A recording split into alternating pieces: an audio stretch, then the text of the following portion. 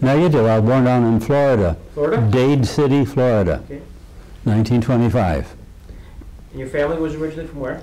Both mom and dad, both from Switzerland, yeah. And Dad came over here all by himself first and worked in the vineyard, and that was 1926. I was just 9 months old. You did your formal education in the Fulton City Schools. For the 7th and 8th grade, it was Catholic school, but the rest was all public school. Fulton High School class of 42. And we had 2 priests, 1 Trappist monk, and a mercy nun come out of that class. Oh, no kidding. Yeah. And then what happened during that interview? You were drafted 19... Yeah, a buddy from mine in high school, I took some PG courses so I could qualify to go to college, because I had not been in a college entrance program. And the 2 of us going out to Purdue, and then we both got drafted from there after 2 semesters. Tell me about 1943 when you get an envelope that says greetings. What's your reaction? Well, we expected it was coming because so many of them were being mailed already. And shortly after, I turned 18 in the summer, and in October I was gone. Before you left for the military, how much did your faith play a role in your life? Well, our family were practical believers. Went to church every Sunday. Quite often went to extra services during October or during Lent. And we were all quite practical in praying. Mom and Dad had a strong faith, and they simply lived it. So we followed along. At one point, both my sisters became nuns, Dominican nuns from Sparkhill, and my brother and I were both in the seminary at the same time. He had planned on it for years. He wanted to, but I hadn't even thought of it until I came out of the Army. So when you got your draft notice and you tell Mom and Dad that you've got this notice, what advice did they give to you? Well, the kind of thing they used to say about don't be afraid of dirt on your hands as long as it's honest. But just be good. They all said that when we went off to school or whatever. We did our basic at Fort Benning, and then they shipped us out to Camp Livingston, Louisiana. And in the fall of '44, we were sent overseas. Quick stopover at Fort Meade, and then ships out of New Jersey. And I think there were about 5,000. We went on the Queen Mary, and had to take turns sleeping. 8-hour shifts. It was just a very interesting, rough sea, zigzag across the ocean. We were very happy to see green hills of Scotland. They put us on night trains, and we were there maybe just a couple of days and over to Europe. Left Dover. And remember, we had to clamber down these rope ladders to landing craft. We were as a replacement for the 1st Division, the Big Red One, 26th Infantry, and in the Hurtgen Forest in October and November, mostly toward the middle of November, first part of November, Hurtgen Forest, we were in these pine woods, and all these 88mm shells were breaking out in the trees on top of us. So we lived there for a while under a rain of steel, and I remember Whitey Swarthout was the first guy I know got killed. I was very saddened by that because he was our squad leader, and he was due for 30 days coming back home because he had been with the 1st Division all the way from Africa. But he got killed, got a chunk of shrapnel right through his head. And all of our squad got wiped out that day, if not with wounds, and just what do they call it? Can't remember, just the battle shock, or yeah, shell shock they call it then. I've never really talked to a guy who's been wounded. When you got the shrapnel, what was your first reaction? Like, I've been hit? Gone. Oh yeah, I'm gone. Yeah. In fact, everybody in our squad got either hit or wounded or blasted into the air. This is probably a difficult question, but when you first saw somebody, one of your friends, actually killed in action, what was your feelings? Dismay, fear, realizing it could happen to you.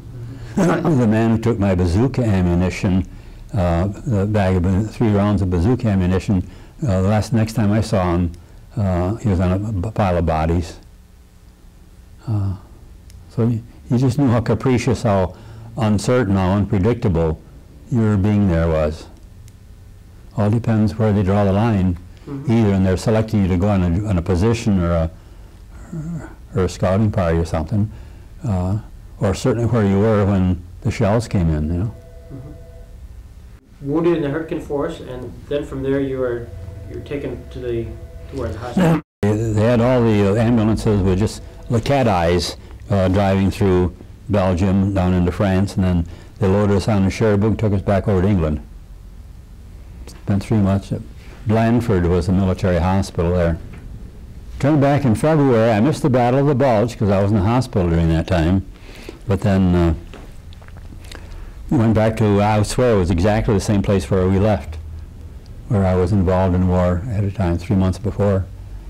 And then we went to the Harz Mountains. The next campaign we were in was in the Harz Mountains. And that's where we learned that President Roosevelt had died. And had some narrow escapes there too. We lost quite a few on one attack, sort of a castle position that was there. And when we finished with that, they switched us over to the 3rd Army under General Patton. We had been under Omar Bradley, and to the 3rd Army, and made a big chase across Europe into Thuringia, and finally ended up in Czechoslovakia. And then the war was over in May. You get the word through your internal press corps that your commander-in-chief has died. Roosevelt died in April. I'm not sure. I think it was the 25th of April in '45, and we knew that the war was ending anyway. It was going to wind down, though it was another few weeks before it did. And I just remember being very pleased that we were coming to an end with the war, with the violence. After the war ended in May, the battalion commander was a John T. Corley, lieutenant colonel, and he heard of this Teresa Neumann, who was a stigmatic in Germany, in the eastern part of Germany, and so we took a jeep load of 4 of us over there, and we talked with her, saw her with her wounds, her hands, her head, and Father Neighbor was her pastor, and then it wasn't long after that before we were shipped. The whole outfit was sent back to Ansbach, which is south of Nuremberg, between Munich and Nuremberg, in a regular old army barracks. And it wasn't there very long when the battalion commander said, "We've got to go up to Nuremberg," and we had to police the SS prisoners and clearing debris out of the streets so the streets had become passable again. And at one point along there, sometime in July, I think it was of '45, he said, "They've got a big thing coming here, a big program coming in Nuremberg, and the chief prosecutor is going to need some protection. You've got the job." Quite as simple as that. It wasn't like it was on the movie at all, but not at all. 10 Commandments. 10 Commandments in the same building where the Nuremberg laws were decreed that deprived old German Jews of their rights. This was just forwarded from the base. Thank you very much, Sergeant. Fuchs. Morris Fuchs, Brooklyn, New York. Well, I knew it wasn't Wisconsin with that accent, Fuchs. Thank you. Hey, I find it a little unnerving walking past 300 German POWs carrying pickaxes. That's why you got a bodyguard. Just let one of them try and mess with you. Thanks for the ride, Fuchs. No problem.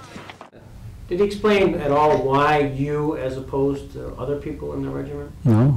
He was pretty good at handing out detailed jobs, and I suppose the fact that he'd had me on this kind of a SWAT team at battalion headquarters, though we're moving around all the time, he was quite aware of reliability or whatever. Quite a bit later, I was vindicated by Jackson, because once when we went hunting, I don't know when it was, a Saturday afternoon or something like that, and quite a party of half a dozen of us, including Jackson, and I was the only one that got a deer.